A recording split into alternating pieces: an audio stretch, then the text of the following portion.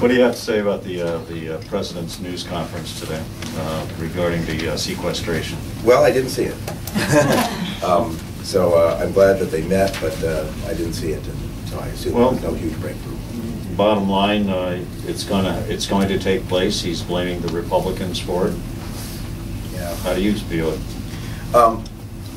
I don't know. You know, it's tempting to blame folks. You know, I wasn't in the Congress when they passed this time bomb of the so-called sequester that does these arbitrary cuts. But I will say this: it's just so important that both parties come to the table and figure out a way to solve this. You know, I heard on the news today, which is true, that there's not going to be, you're not going to notice immediately that this is going on. It's like cutting the water off several miles away. Mm-hmm. But you know who notices the fastest is going to be our armed forces and the readiness of the United States.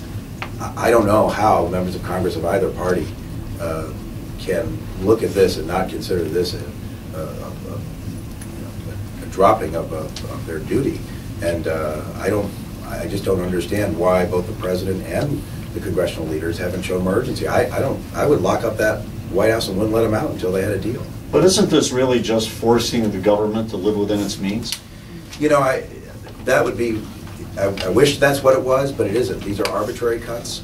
They're across the board in a way that doesn't make any sense to anybody, and there will be costs incurred because these cuts are in the middle of the year, for instance. Don't really make any logical sense. That wouldn't be there if we could really get to some of the waste and abuse that is in Washington. It was a subject of a hearing I was doing yesterday with Inspector Generals trying to find that. But this isn't that at all. This is it was never supposed to happen. It was a deterrent, and it's arbitrary across the board cuts that frankly don't make sense to anybody who is in any of these programs, whether domestic or foreign. Yeah, do you say, because you said we won't feel the impacts immediately, are you fearful at all that this will drag on to the point where we actually do feel it, which is quite a bit down the road? We will feel the impacts. The question is, do we see them as being a result of these arbitrary cuts?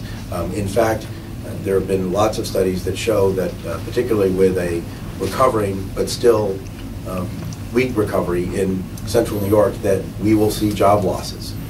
Now, whether somebody says, well, that job loss is because the sequester started when it started or not, but we know that this is going to be harmful to our economy and be creating good jobs for middle-income Americans. It just makes no sense at this time to do this sort of arbitrary cutting. I know what people are saying. I mean, I know people are saying, yeah, well, we had to figure out a way to get them to cut somehow. But it's like if you have you don't want to fail to fix your roof if it's raining, and that's what we're doing right now. So I think it's very important. The other thing is that I introduced I gave a bunch of statements, but there is a plan that does cut more. Make no mistake about it. Democrats have to be willing to cut more.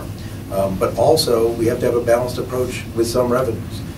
We have a plan that does that. It's not the only plan. There are lots of plans. The only thing that's unforgivable is to not do anything about it and just to allow it to happen and to throw up your hands. And so, I'm ready at a moment's notice to get on a plane and vote for anything that is reasonable and sets that kind of balanced approach. Dan, the logic, back when this was first passed, and again, you weren't in Congress at that point, but the logic seemed reasonable that if you include a bunch of cuts in programs that Democrats favor and also cuts in defense that Republicans tend to favor, that it would be so unreasonable to allow them to take effect that they would be forced to come to some agreement. Have we reached the point in Washington now where logic doesn't work? Bill, I'm not qualified to answer that question.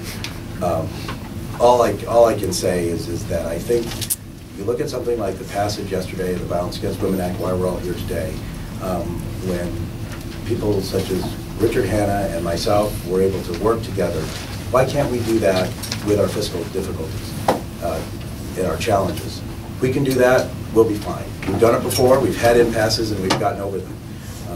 What I'm worried about is to see people give up, and whether that's members of Congress or people in our community, that's very concerning. We're a democracy. We can't give up. We have to make sure that we take responsibility for the future and for where we're going to put our priorities.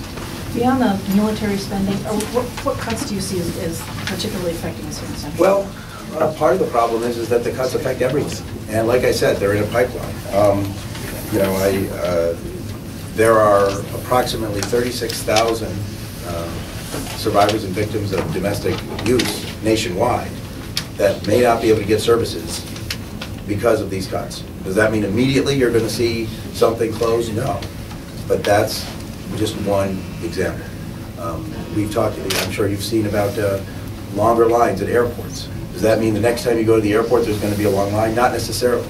But it means that it's going to be harder for the economy to move because people are going to have more trouble getting from place to place. There's going to be furloughs at Hancock Air Base. Now, if you're not affected, you don't work at Hancock Air Base, you think you're not affected by those furloughs. But then those folks spend less money and they have to cut back. And that slows down our economy even further. So, again, it's easy to sort of sit back and say, well, just let it happen. But these cuts are arbitrary. We need more cuts, but we need to do it in a balanced way and a thoughtful way. And that's not what this is. Does your office get cut? Yes. So you need 10%? Well, except we've been operating from the beginning of the year, since I just took office, we've been operating assuming that we would be under the sequester.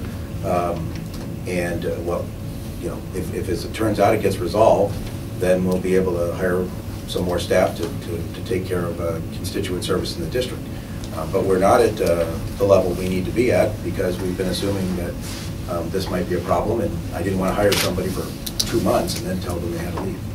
Support tax increases? I think we just have to have a balanced approach, and that means both additional cuts. We've cut a lot, but we can cut further, and we need to address the waste, fraud, and abuse. And it means additional revenues. And even the Republicans agreed last year to more revenue increases than we currently see.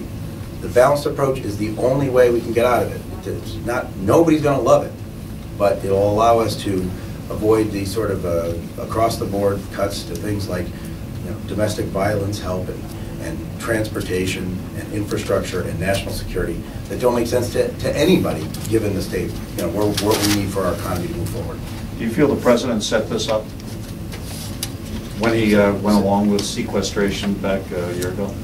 I wasn't there, and I can't judge the circumstances that were part of that, both with either the Republican leadership or the president. I believe that the president and the Speaker of the House have the right motives. I don't think that they're interested in politics, but they have not been able to come to some sort of agreement. And as I say, the only thing that confuses me is why they're not still trying. I'd like to see them continue to try. I'm surprised that the press conference was already happened. I would have hoped that they would have kept talking.